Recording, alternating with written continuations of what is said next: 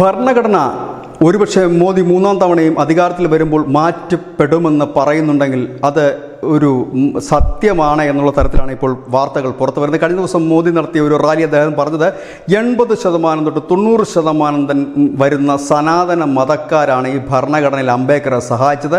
അംബേദ്കർക്കൊപ്പം നിന്ന് ഭരണഘടനാ ശില്പികളായിരുന്നു അവർ എല്ലാം തന്നെ ഭഗവത്ഗീതയിലും മഹാഭാരതത്തിലും രാമായണത്തിലും വിശ്വസിക്കുന്നവരായിരുന്നു. പക്ഷേ പിന്നീട് വന്ന രാഷ്ട്രീയ നേതാക്കളെല്ലാം തന്നെ ഈ ഒരു ഭരണഘടന മാറ്റി രാഷ്ട്രീയപരമാക്കി എന്ന് അദ്ദേഹം പറയുന്നു. എന്തിനേറെ പറയുന്നു, ഭരണഘടനയുടെ ദിനം പോലും ആചരിക്കേണ്ട എന്ന് മല്ലികാർജുന ഖാർഗെ പറയുന്ന ഒരു സാഹചര്യം കൂടി വന്നു.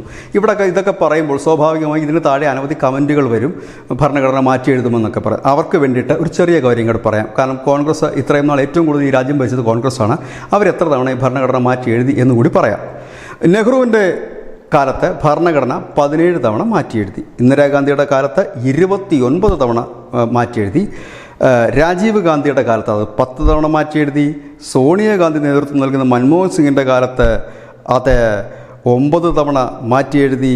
അങ്ങനെ 62 തവണ കോൺഗ്രസ് ഈ ഭരണഘടന മാറ്റി എഴുതിയവരാണ്. മോദി അധികാരത്തിൽ 2014 വന്ന് 2019 അവസാനിക്കുമ്പോൾ 8 തവണ മാത്രമേ അധികാരത്തിൽ ഇരുന്നപ്പോൾ ഈ ഭരണഘടനയിൽ മാറ്റങ്ങൾ വരുത്തിയുള്ളൂ. ഇനി കൂടുതൽ മാറ്റങ്ങൾ വരുത്തിയാലും ഏതായാലും നിങ്ങൾ വരുത്തിയ 62 മാറ്റങ്ങൾക്ക് അപ്പുറം പോകില്ല എന്ന് പ്രതീക്ഷിക്കാം. News desk news India Malayalam.